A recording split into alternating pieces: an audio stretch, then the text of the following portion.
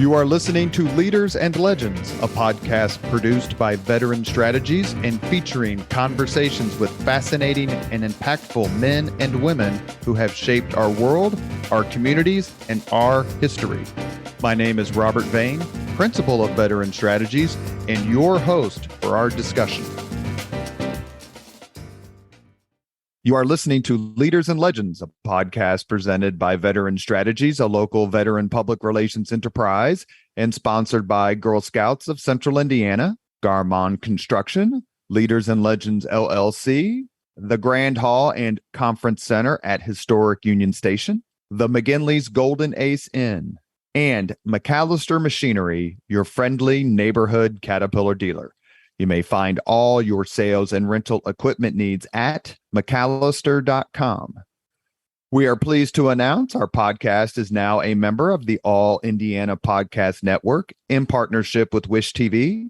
You may find Leaders and Legends at allindianapodcastnetwork.com. Thinking of starting a podcast or need to host a public meeting?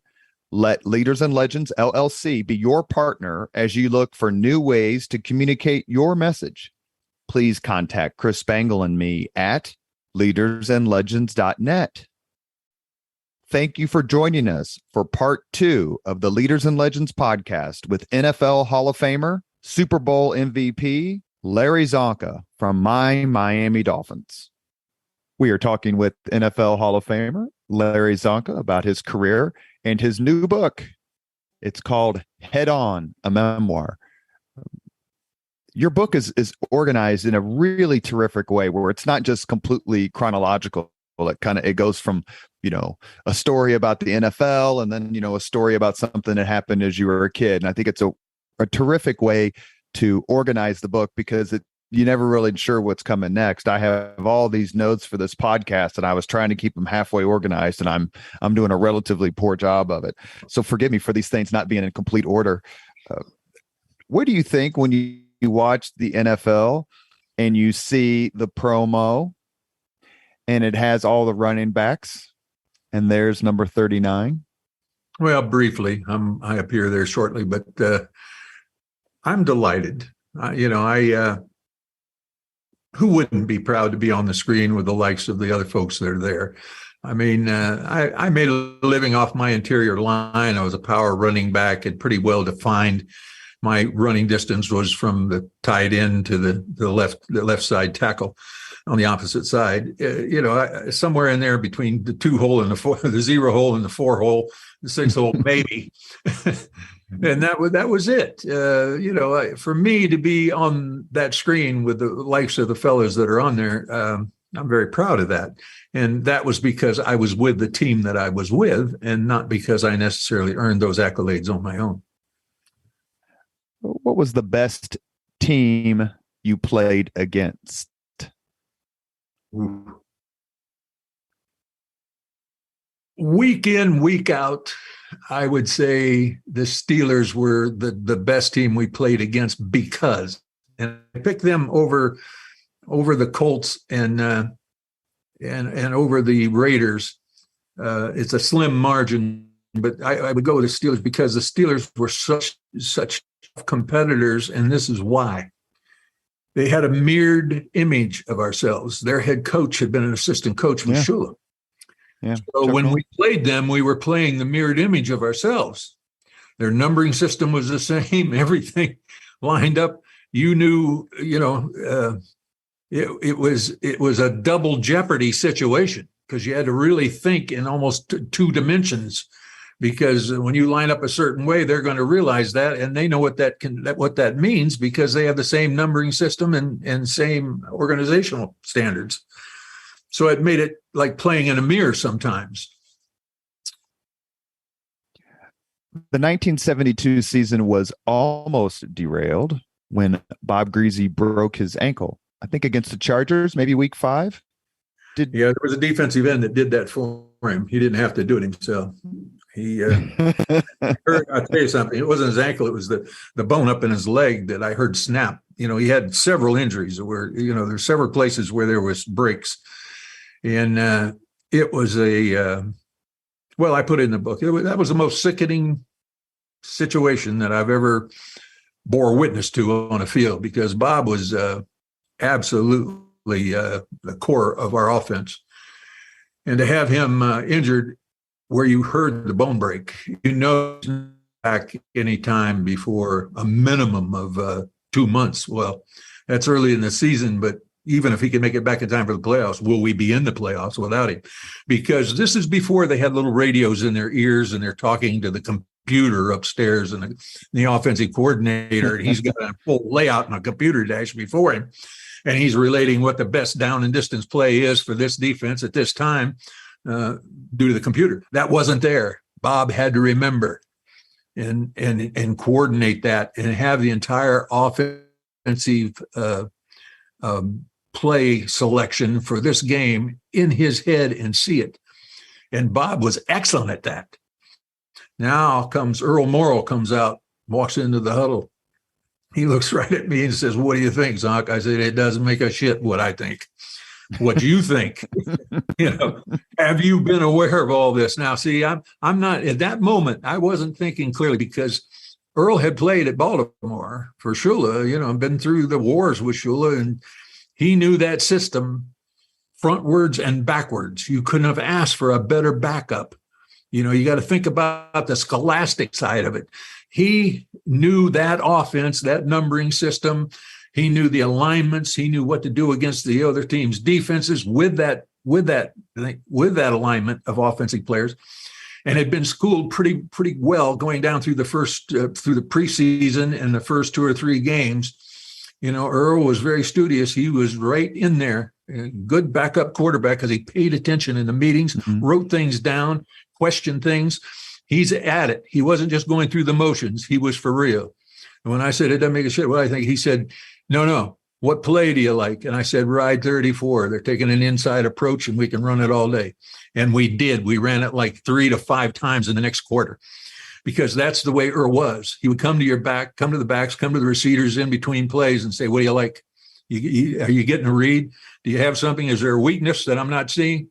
And you'd spill your guts to him right there as you're walking up to the huddle. And then he'd think about it. Maybe not right then, but a couple plays down the road, he'd use that. Warfield communicated beautifully with him. Not that Greasy didn't, but Bob Greasy had memorized the game plan. He was a walking encyclopedia, down and distance, would click things up on him. And he didn't favor the running game, didn't favor the passing game, that much. He was well balanced with it. And we are appreciative to have him. But when Earl got in there, Earl wanted to know everybody's opinion. Bob didn't ask too much. So that was a big difference. Do you believe the 1972 Dolphins team and its accomplishment of being 17-0 is underrated? And it seems that most of the coverage about the achievement is almost scornful because of the old men who pop champagne. And I read the articles about it and I'm like going, when accolades are thrown teams' way because, they win 2 extra games that they didn't win the year before, and then you have a team that goes 17-0, leaving aside the fact that I believe the Dolphins were 3-point underdogs to the Redskins in Super Bowl VII. Is it an underrated or underappreciated accomplishment? I think it could be in some respects. There's some credence to what you say. There's some sound. But the fact that the NFL put together that selection committee and it took a long time, and they honed it all down and said and came out and said, there's one team that was perfect. One team that's on the mountaintop. They recognized that officially. When that happened, I'm not going to argue with anyone that, just a finite thing happens here or there changes that. I'm not, but the fact that it happened suggests that one time when the team that should do that got up there, it did happen, but only one time in 50 years. Think about that. That's, people argue, well, if you wouldn't have had that penalty, if that flag wouldn't have flown in this game or that game, yeah, that's sour grapes. Flags fly all the time. What you do after the flag is what counts. And so that, to say if this happens or that happens, this happened and that happened, and we rectified it and we turned it into a win. And I say we. When I say we, I mean we. Not just the starting 11 on offense or the starting 11 on defense. You got guys that handle the ball, they're always featured. I'm one of them. But there's everybody. It took everybody. I alluded to before, Charlie Babb, different people that stepped forward. Larry Seipel stepped forward on that play, made the difference. And yes, sometimes a penalty flew, and that was the difference in us winning and losing, perhaps. But it flew. It was there. There must have been some credence to it because it was there. It happened. But here's my point. Only one time in 50 years has there been a team that paid that much attention to the finite details, that cared that much, just like when Paul Warfield looked at me and said, thanks, Zonk. Thanks for hitting that corner. I'm going to screw him in the ground on this play. That's what I'm talking about. That's that moment.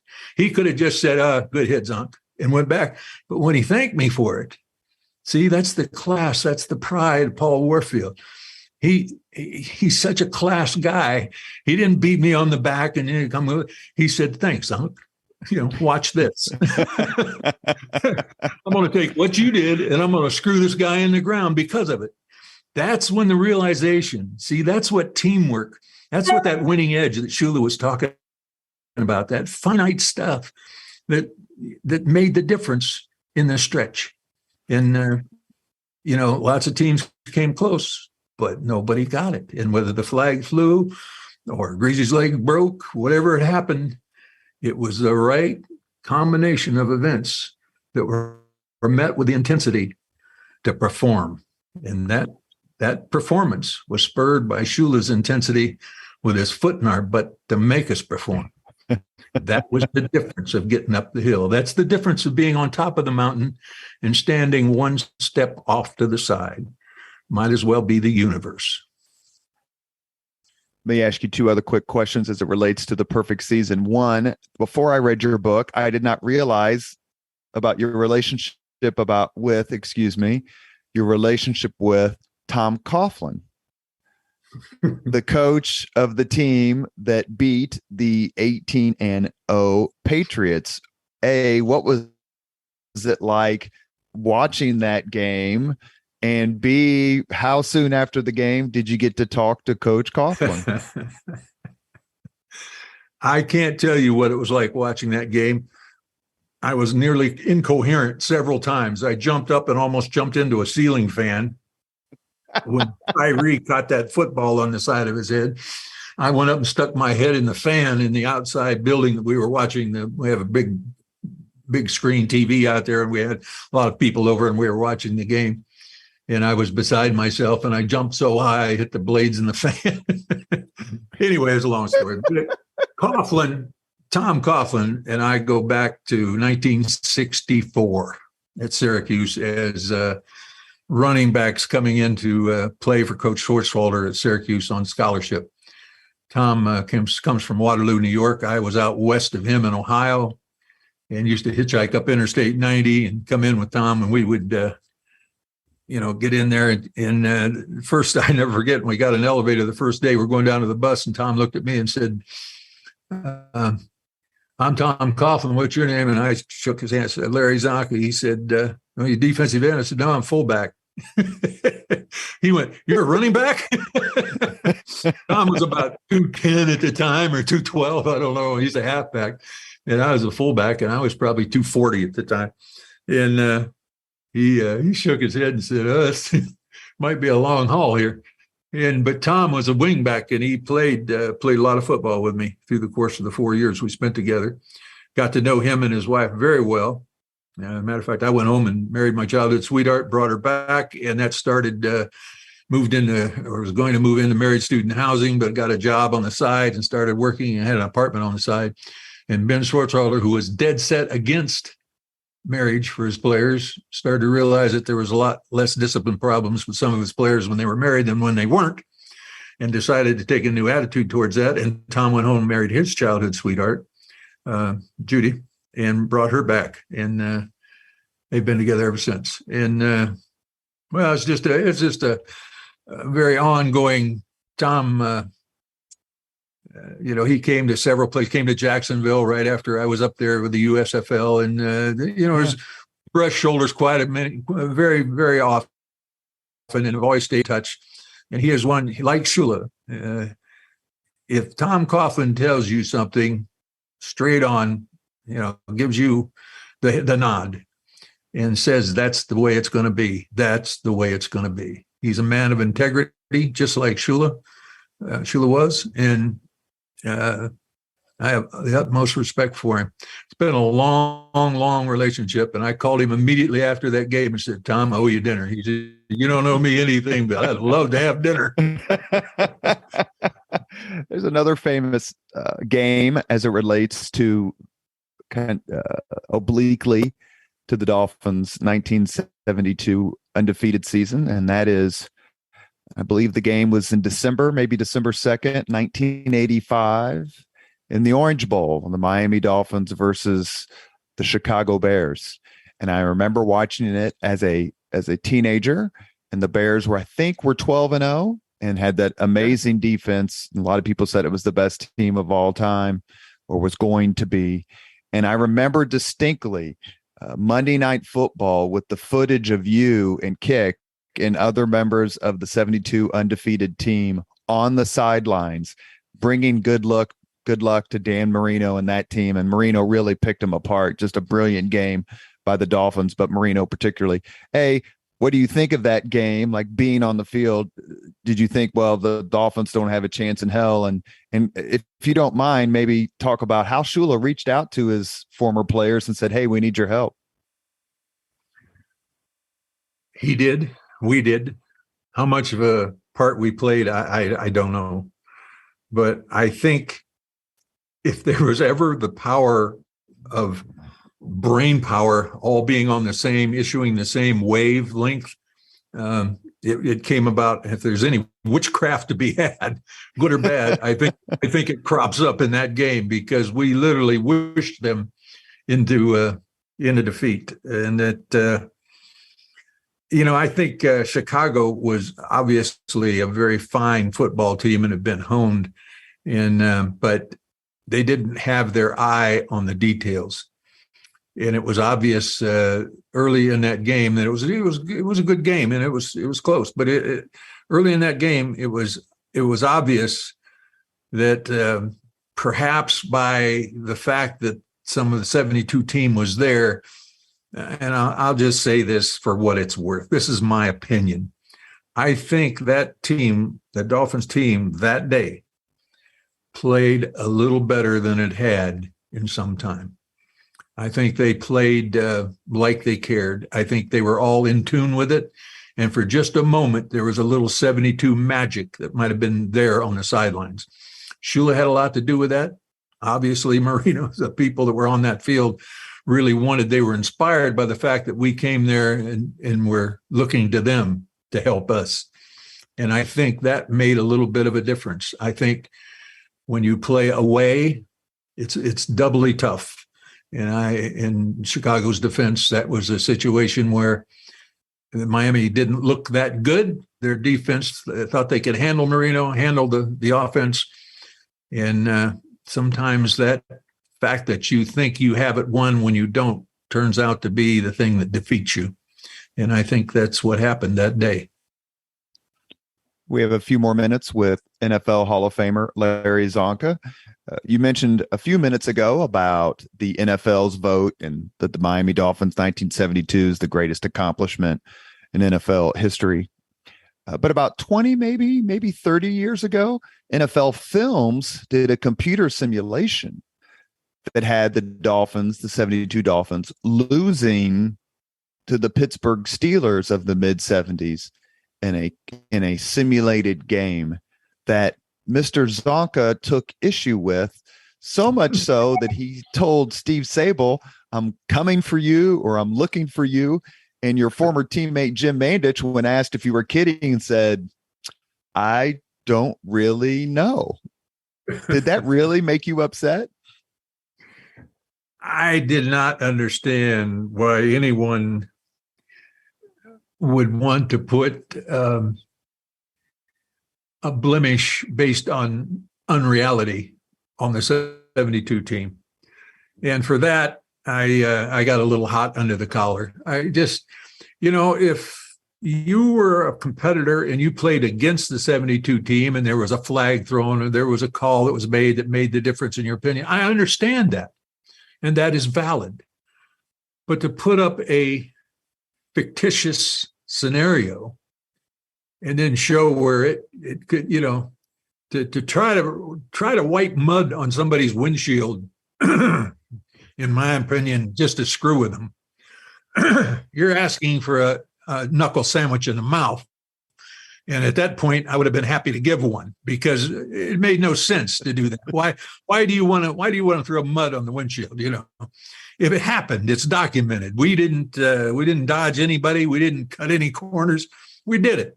Barely, yes. Barely, slimly, almost down to a paper thin. Yes, I don't argue with that. But so what? That little bit of difference in being perfect and being almost perfect can be a 16th, a micro inch, or it could be the universe, because it doesn't matter. One is itself and the other is not. So whether it's a mile or an inch, it doesn't make any difference. But then to brace something up fictitiously and throw mud on it, I don't understand that. You might not have to adhere to it. You might say, well, it was close and that makes it so it's not there. Okay. So you see the difference as a quarter inch. I see the difference as the universe. But that's personal. That's who wants to look at it. But to purposely try to demean it by saying someone else was better because, that sucks in my opinion. And I'll fight in a minute over that. Did you get a chance to talk to Steve Sable about it? No. Probably a wise move on behalf of Mr. Sable. Very wise move, yeah. The only time I can remember. What would stimulate you to do that? That's my Jim question. Mandich was like legit. He's like, I think he was joking, but I'm not sure, referring to you wanting to wring a neck or two. Sable lived a long life, so he's fine. I only remember crying one time as a kid when any of my sports teams lost, and Notre Dame football or IU basketball or Cincinnati Reds. I had a great 70s. Miami Dolphins, of course. And that was the divisional playoff game against the Oakland Raiders, dubbed the Sea of Hands game. I simply couldn't believe Vernon Herter didn't sack Stabler. I couldn't believe Stabler floated that horrible pass into the Dolphins secretary. I couldn't believe Clarence Davis, who I think caught 7 passes his whole career, caught the ball, and that the Dolphins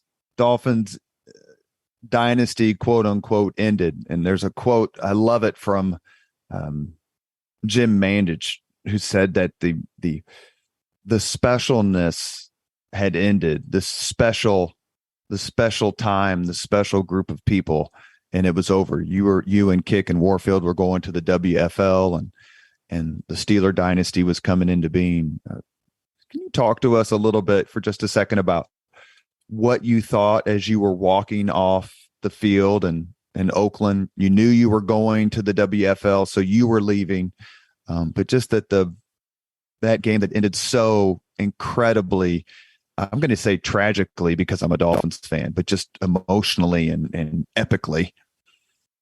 Mm-hmm.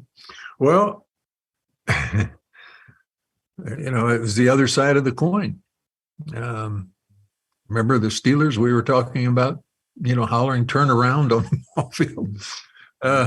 It was our turn to bite the bullet.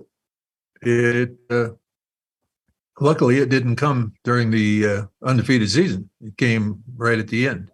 It would have been glorious to, if that ball gets knocked down, we win the game, we go on, and I don't think anybody else in the playoffs would have stood up to us. I think the Steelers and us were the 2 best teams that year in the NFL. But that's my opinion. I'm sure other people argue that. But there it was. It happened. Now, walking off that field, I hated to leave that way. I wanted to go out on a higher key, as anyone would. Egotistically, all of us want to go out, wearing the crown. but just to lose it by just that was, we knew about that because we had been on the other side of that, in 72 several times. That's what we alluded to earlier in the conversation. So it was a long ride home, but on that ride home, again, I'll give you a reference to a guy that had much more class than most people thought. Don Shula walked around that airplane on the way back. We had a long flight back from Oakland, and shook hands with everybody and thanked us individually for a great run. Thanked us for doing what he asked us to do. Not that we didn't bitch and moan, and I was one of the loudest bitchers and moaners. But at the same time, we did what he wanted us to do on the practice field, being alert, being into the game, caring about what our defense was doing, our defense caring about what the offense was doing, special teams being supported by both coaches and assistant coaches that were literally on the field, running back and forth. Intensity. He thanked us for that intensity from 70 all the way to 70, 74 there. And it made the difference. Too bad that Tiger that we always had win on that final thing, that little bit that we always had come through, that Tiger turned on us at the end and bit us. That's the way it happens. That's the way the snow falls, But when Shula came and shook my hand and he said, I'm going to tell you something. He said, I'd appreciate it. Keep it between us. I said, what's that, Coach? He said, I understand what you did and why you did it. He said, he pretty much gave me the nod that he understood why I did what I did and why we left and went and followed the route of the money. He said, I'd appreciate it if we keep that between us. And I did. And upon his, I put that in the book because after his demise, I think it just shows what a class guy he was. He was very sad that we were leaving, but he understood. And still he was saying there was he still respected us for our decision. And he was pleased that we poured ourselves into that final season, even though it came up one play short. We were there, we were still going. And he appreciated that. And there was a moment there when I shook his hand and left. And that's why I wanted to come back. And I finally made it back towards the end. I just got to play there and suffered another loss at the hands of Pittsburgh, between Oakland and Pittsburgh, Were you hoping to get Dallas in a Super Bowl? Yeah. Maybe we want Dallas to come through. Landry, he was quite a guy. And what was that big defensive tackle there? Bob Lilly. Bob Lilly. I see him at the Hall of Fame. Oh, yeah. My goodness. They had the list goes on and on. But Bob Lilly, he came up to me one time and just started talking and shook hands, and we got to bullshitting at the Hall of Fame, which is a great place. I mean, I believe I can only imagine. We go up there and I said with Curly Culp and Willie Lanier, different people, and that I just went head to head and we knocked each other silly where we couldn't walk, And now to sit there and start telling stories on each other, it's just hilarious. And Bob Lilly came up to me and sat down next to me, and we talked for about 2 hours nonstop and laughed. And he said, I told him, Bob, I appreciate your humility. I appreciate that you're a class guy, but you knocked me on my ass and you took the football. I said, nobody's ever done that to me before, but I said, you did it, Lilly. I said, Joe Green came close, but you did it. He kind of grinned and looked at the floor. But that's the kind of thing that goes on at the hall when you get there and you sit off to the side and they got all the ceremony going on, but the guys get together and start talking. And if you could record those side conversations and then go back and plant those into the footage at the moment it happened, it's wild. Do you take a lot of pride in the fact that these defensive Hall of Famers, and I only know this because of being addicted to Larry Csonka videos on YouTube, that these defensive Hall of Famers, like, you're almost the standard for the toughest person on the offensive side of the ball that they encountered in their careers? I think I was tough for a running back, but you got to understand that offensive and defensive linemen, linebackers, and some tight ends are some of the toughest people. They hit, my goodness, they hit play to play.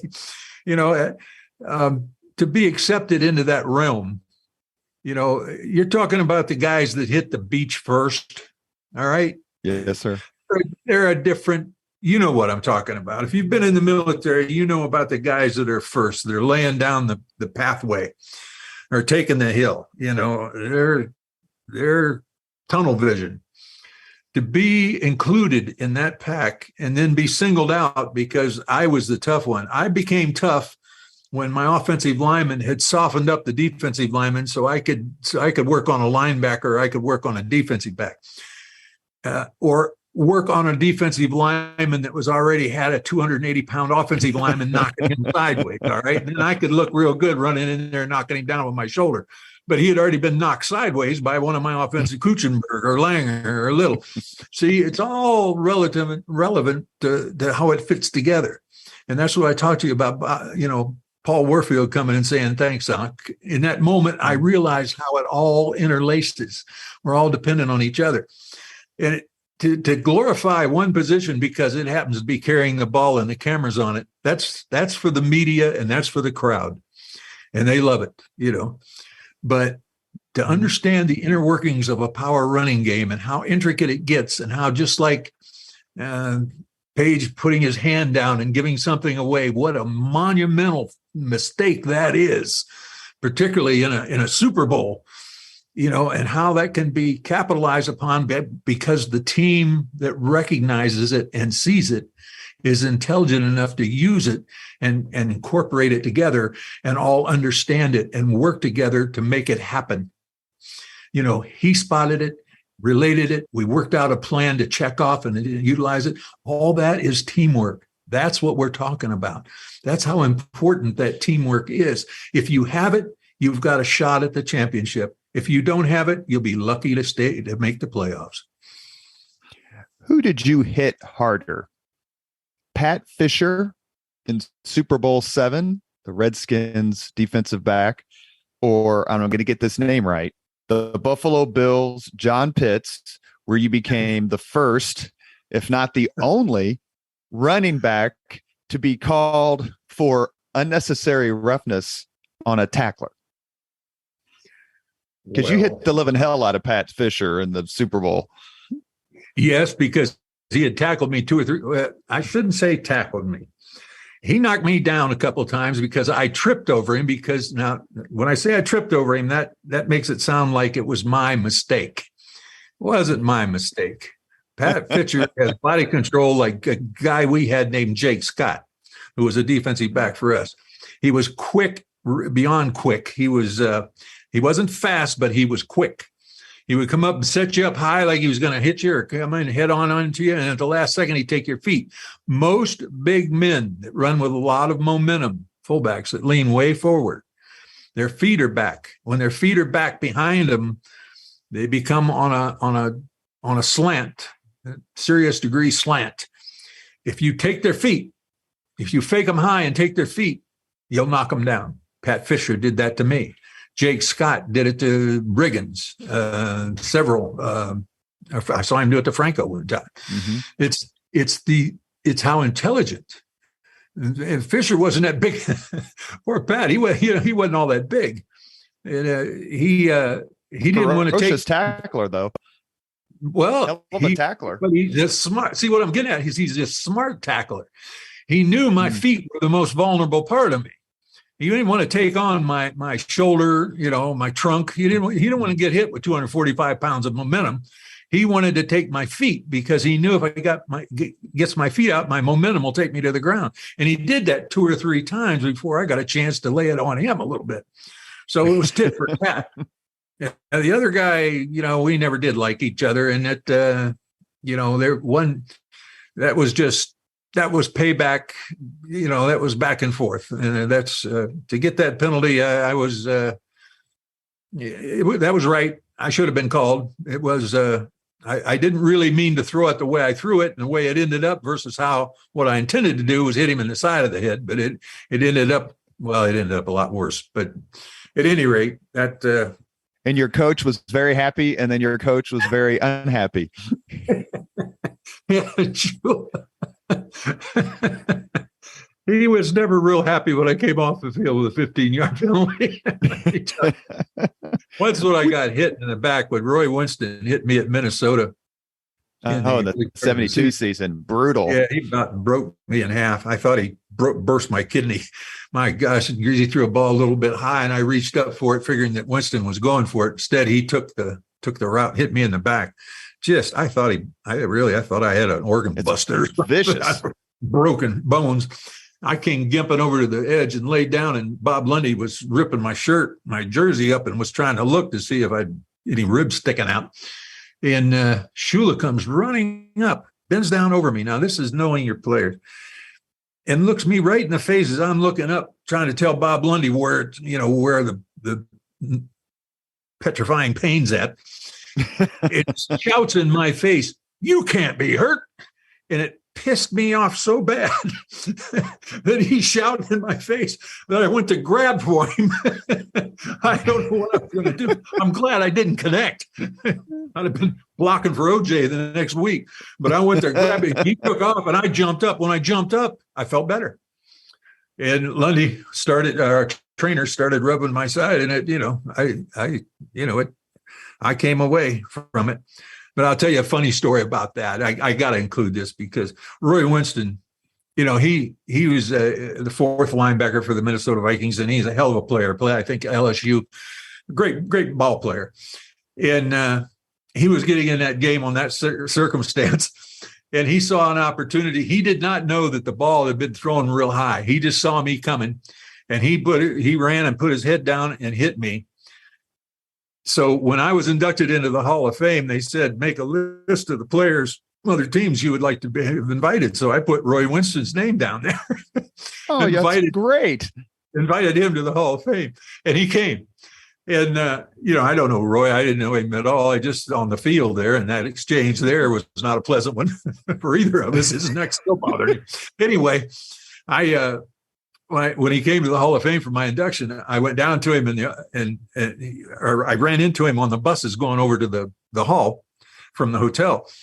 And my brother Joe was sitting there talking to him. And I walked up and my brother said, "Larry," he said, I want you to meet the guy that almost put you out of football. This is Roy Winston.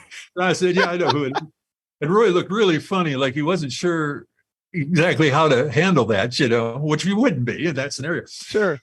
As I shook his hand, I looked at him and I winked and I said, "I'd have done it to you in a second." And then he got a big smile on his face. And I slapped him on the shoulder and said, "Roy, we ain't nothing but friends." That's what guys that played the game full-heartedly. Roy Winston was one of those guys. Charlie Toller from Houston. The list goes on and on. You name hundreds of them. Jimmy Taylor.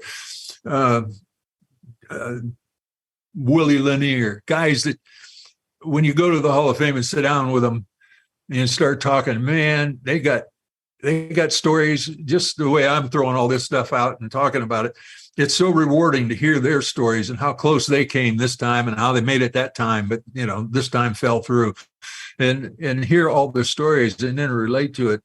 I like to go back to the Hall of Fame, not so much for the ceremony and all the pomp and the celebration, but I love to see the other players. It's great to sit there and just tell stories from 40 or 50 or 60 years ago. I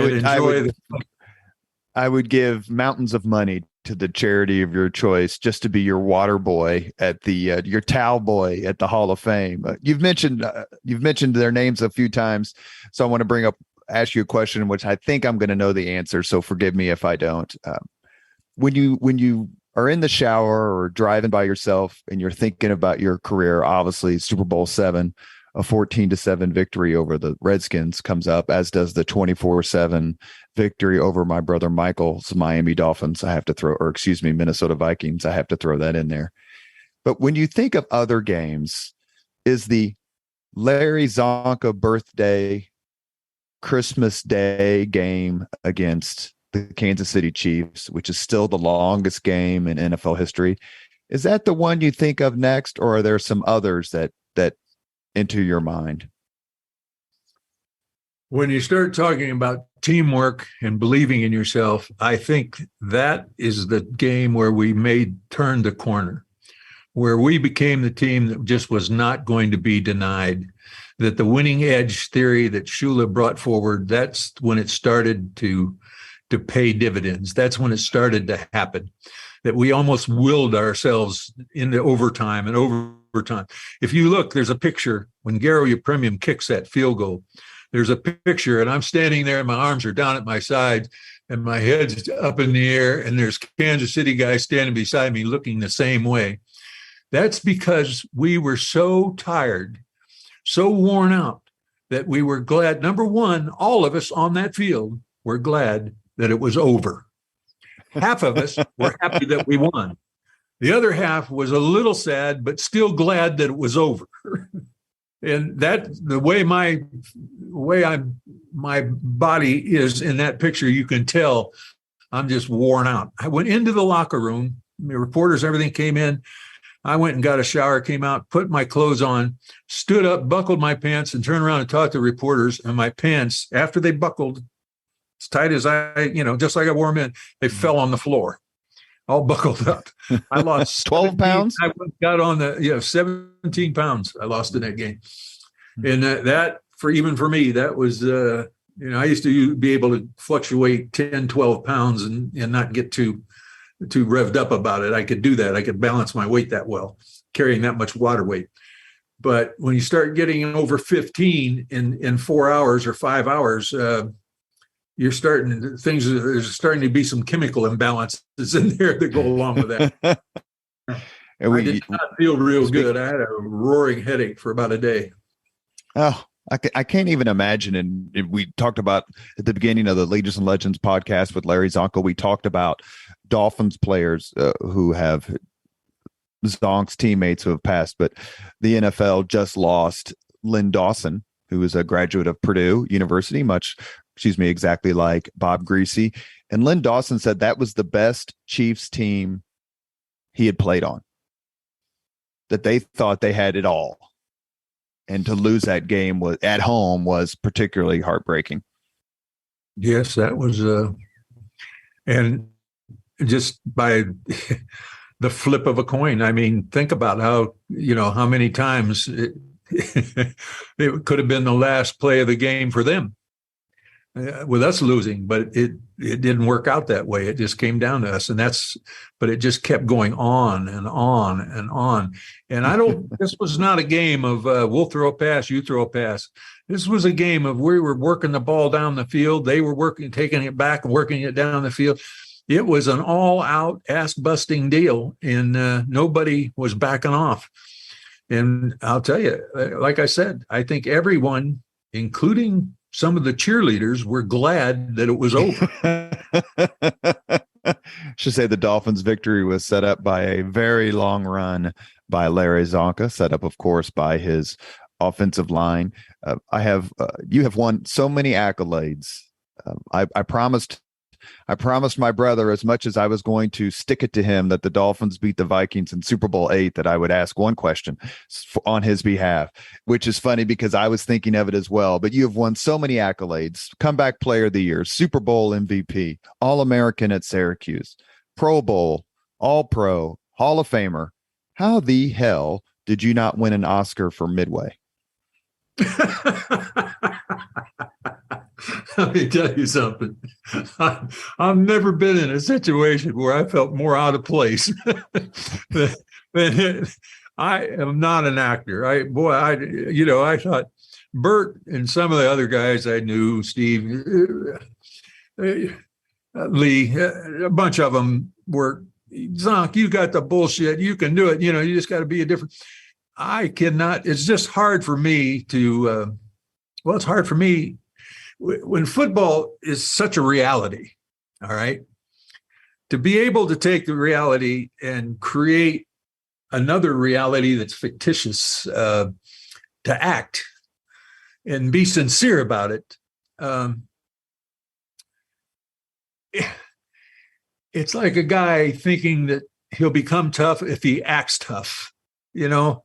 The guy that, you know this from the military, the guy that acts the toughest, that drags his lip, sticks his lip out the furthest, and drags his feet the most. He's putting on a show to impress everybody. And you know, as soon as you see that guy, that this guy, he doesn't have.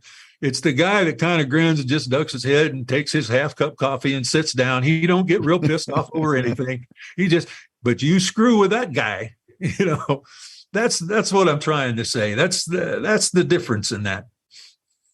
Well, you were around in football. You were around all these stars, whether it's, you know, Don Shula or John Madden, Ray Nitschke, Dick Butkus, Mean Joe Green, the players from your own team. But now you're in Midway, one of the greatest war movies of all time. If you haven't seen it, forgive me, it's much better than the newer version. But you're around Henry Fonda, Glenn Ford, Charlton Heston. Robert Mitchum is in the movie. I mean, all these incredible stars. What was it like being around them? I imagine they were pretty. I think it comes through in your book. I was quite nervous about being around them in their arena. But what was great was about 2/3 of the people that you just alluded to are great football fans. They love to bet on football, and they started talking to me just the same way we started reliving all the past of the different games where they won when they bet on the Dolphins and where they lost when they did, and just talking about it, because that's like a byline for a lot of Americans when we get together.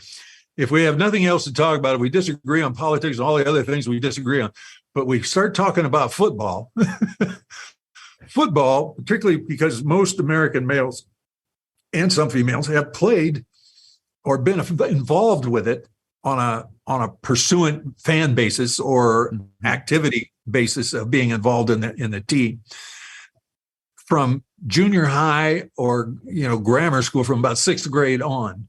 Now with Pee Wee and all the things that are going on, people are involved with even much more. So there's an identity there. And what's funny is I'm a terrible actor, and those guys that you alluded to are all sensational actors. They're the top, you know, that's a cream of the crop. And there I am, a toad sitting in the middle of them. And they're asking me all about football, making me feel all at ease, and we're laughing and talking. And then it comes time to act, and and they're trying to help me. Can you imagine some of the people you alluded to were telling me, here, do it this way, Zonk, you know, think in your mind this, and giving me little insights so that I could get that little one-line thing or little thing that I had to do down. When you got Henry Fonda coaching you on how to act, you've been to the wall. You know, my acting career was there and it was gone. But I was so tickled because of the fellas you talked about right there that were involved in it, that were around, that I was around, and they were helping coach me on the thing. I feel like I was in that arena for one time. It only took one play or two plays. That's fine. I don't care. But I got to be in that arena and see how much they liked how much they enjoyed football. And that football, what a great American game. What a come together thing, particularly in a time right now. That's I try to push that in the book. I don't care what your political situation is. When you go to a football game, and we got our high school or our junior high boys and girls all involved in it, cheerleading and pep rallies and the things. It's an American tradition that helps us become better Americans.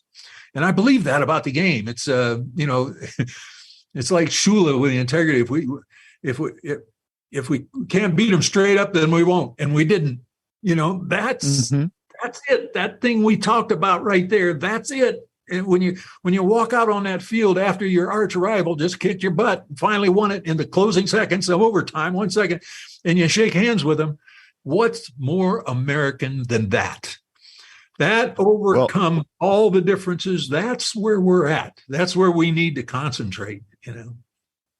Well, that led me exactly to my last question before we get to the 5 questions that we ask all our guests. But I would say that you're downplaying your acting skills, because in the movie Midway, when you say that the boiler's out and can't be relit, I believed you as a kid in the movie theater, 9 years old. It's like, Csonka says the boiler's out. I believe the boiler's out. 40 years after the perfect season, I think roughly 40 years, The 1972 Dolphins finally got their visit to the White House. After you had won the Super Bowl in 73, President Nixon had other problems. He was also a Redskins fan, so I'm sure he wasn't in a hurry to shake the hand of the Miami Dolphins, who had just beat his team. I've watched the ceremony more than once of when President Obama honored the Dolphins. You just talked about politics and football bridging that gap.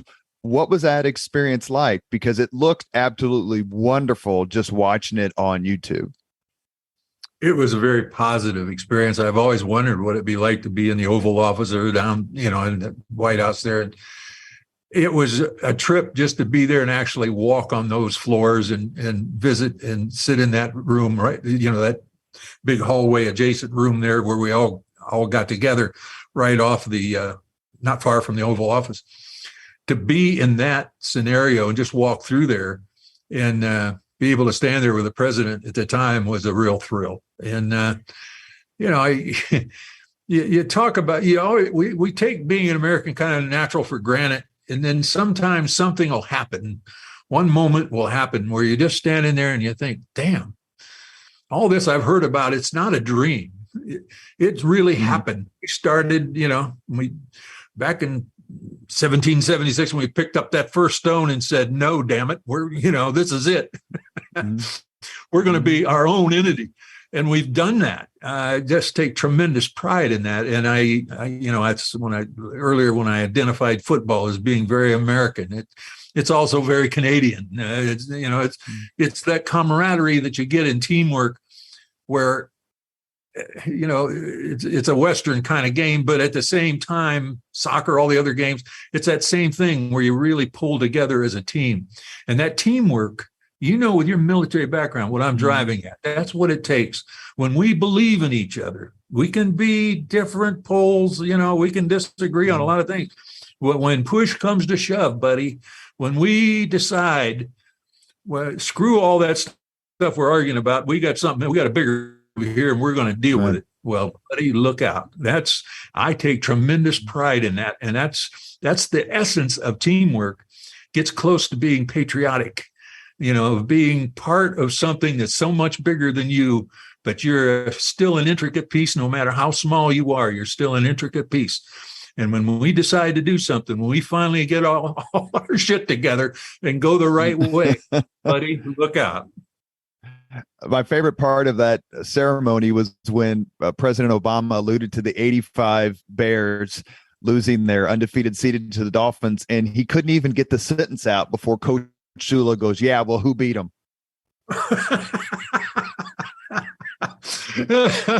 Shula really liked Obama too, but he just couldn't. He can't. Shula, and I've been in his office many times. He used to say when we walked in, how you read it in the book, you walk in this door and close this door, you can say anything you want to say. In front of the team, you will address me as coach, and you know the military background, what he's driving at. That's the only way it's going to work. You got it. There's going to be one guy in charge, and that's him. But I got so tickled at him when he was talking about that. He couldn't help himself. Yep, he just did. When he first saw him, he was walking up, he saluted him, the president, he saluted him. And you could see that he liked him when he shook hands. And he respected the office, what it was about. But when you go back to that football and jump on him in his backyard, it'll pop out of him in just a second, who beat him? There you go. Oh, that's classic. We've reached the point in this very special Leaders and Legends podcast with one of the greatest NFL legends of all time, Hall of Fame and All-Pro fullback for the Miami Dolphins, and I guess we should say the New York Giants for a time, Larry Csonka, where we ask the same 5 questions of all of our guests. So, Csonk, number 1, what was your first job?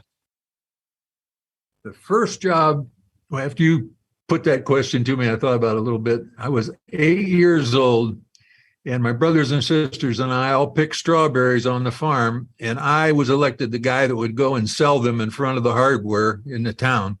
And I made a few cents for every quart that I sold out there off of each of my brothers and sisters. And I would set up with my 2 crates of strawberries in front of the hardware across the street from the funeral home, and people would pull into the parking lot and buy the strawberries. And I was an entrepreneur and got to put strawberries in the back of people's cars and set them in the back seats and take money and make change. And I thought, this is great. And that's it's my first farming experience where I actually made cash, where I actually made money. We had 3 acres of strawberries, and I don't want to even get into what it takes. Anybody out there that grows strawberries knows what it takes. So my mother wanted a few strawberries to make jam with. Dad put in 3 acres. So there you go. And us kids worked our butts off on it, but we picked up enough money to buy school clothes and do different things. And my sister bought a horse with that money that she earned from selling strawberries one year. Yeah, great memories. Number 2, what was your first concert?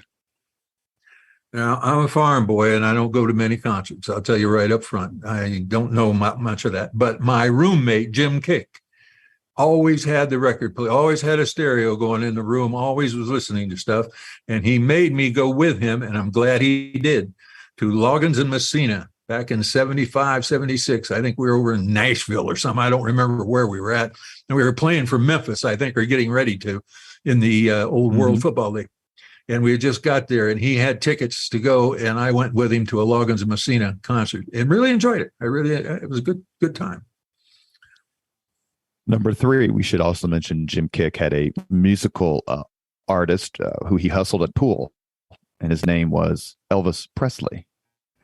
Yeah, I watched the 2 of them argue over 8 ball in the bottom of Elvis's house there in Memphis. I'll tell you what, that I wish I had a movie. I wish I would have taken a video of that, because people wouldn't believe it. Elvis was one funny dude, and so was Jim Kick. They really enjoyed each other's company. Great people, both of them. Number 3, if you could suggest any book for someone to read, which book would you recommend? I would recommend a book called North of the Sun. It was written by Fred Hatfield. It's his memoir about Alaska. When I grew up, to give you my background and why I said that, again, North of the Sun is the name of the book. If anyone out there has a drawing to Alaska that they can't explain, that they just want to go and see it, or they just feel an attachment to it, as many of us do, read that book before you go, because it tells you the places. Years ago, I read that book and I aspired to get there. And when I got there, I wanted to do an outdoor, I wanted to stay there. And the way I could stay there was to do an outdoor hunting and fishing show and go to those places that Fred talked about in that book. And I did that. And I'm hoping sometime down the road, maybe another year or two, to write a book about going there and seeing what he had seen years and years before, 50 years before. Now, it would be fun to do that, but that's the one I would suggest. And that's part of you. It's a great quote in your book, part of you and Audrey Bradshaw, making your vocation your vacation. Terrific quote. Mm-hmm. Number 4, if you could witness any event in history, be there in person as it happens, which event would you choose? Declaration of Independence. I would give anything. You read about it. I see you smiling. We're looking at each other on this Zoom. You know what I'm talking about. You can't be an American and really love this country. And you think about those sassy little brats saying, hey, we've had enough. We're on our own here. We're going to make our own country, and we're going to do it the right way. I would love to have been there. And, obviously you would love to have been able to sign it, but just to be there to see it happen, that would be my choice. That is the most popular choice of all my guests on the Leaders and Legends podcast. It's a signature moment in world history for sure. Last question for Hall of Famer Larry Csonka. If you could have dinner with anyone living today, 2 hours off the record, just to chat, whom would you choose? I'll answer this way. I thought about that for years. If I could have dinner with one person I really like to enjoy, and for years I always came up with Chuck Yeager. I grew up an Ohio country boy. He was, grew up in Virginia. as a country boy. And he was the guy that took the plane and flew it into low orbit. He flew it into space, drifted back in, and almost died doing it. So he was the first true astronaut, or first guy that went to space. And I got to meet him and hunt with him in Texas and New Mexico and down in Mexico. He had a plane he'd rented in Texas, and we flew down to Mexico, went duck hunting together. And I listened to him blow by blow reiterate what he did that day and how it all happened. And I was mesmerized. Now, to answer your question, any astronaut that has been outside the orbital path, in other words, anyone that's gone out into space and come back, obviously you think of all the people that have been out there that walked on the moon, Armstrong, the people that were there, but they're gone. But any of them that have been up to the space station and been in orbit and looked and seen, they've seen things and witnessed things, the beauty of outer space. I'm very excited about what's happening now. And it looks like we're going to get the program back on track and go again. I'm excited about that. Someday, if I live long enough and hold up, I'd love to go out and look at the moon and see it the way people like Chuck Yeager saw it. It would be nice to sit down with someone that's done that, that's been up in the space station, and just tell you about their itinerary and what they did, and then opening that side window and looking at the moon without any obstruction, with no atmosphere between you, just to gaze at it. Think about that. I think that would be really cool. You have been listening to Leaders and Legends, a podcast presented by Veteran Strategies, a local veteran public relations enterprise, and sponsored by Girl Scouts of Central Indiana, Garmon Construction, Leaders and Legends LLC, the Grand Hall and Conference Center at Historic Union Station, the McGinley's Golden Ace Inn, and McAllister Machinery, your friendly neighborhood Caterpillar dealer. Our guest today, and I'm not going to lie, it really is a dream come true. Larry Csonka, NFL Hall of Famer, number 39 for my Miami Dolphins, my all-time favorite player. Csonk, I can't thank you enough for your time. I'm going to be thinking about this, to be candid, for the rest of my life. I'm very grateful. Good. If you're ever down this way in North Carolina or Florida, holler at me. Maybe we can go have lunch sometime. I'd sure enjoy telling you some off-the-cuff stories. I would definitely enjoy that. And Jacqueline, you get to come too. Thank you, Csonk. See you later. Thank you very much for listening to Leaders and Legends, brought to you by Veteran Strategies Incorporated. If you want to contact us about this program or our menu of public relations services, please send us an email at robert@veteranstrategies.com. That's robert@veteranstrategies.com.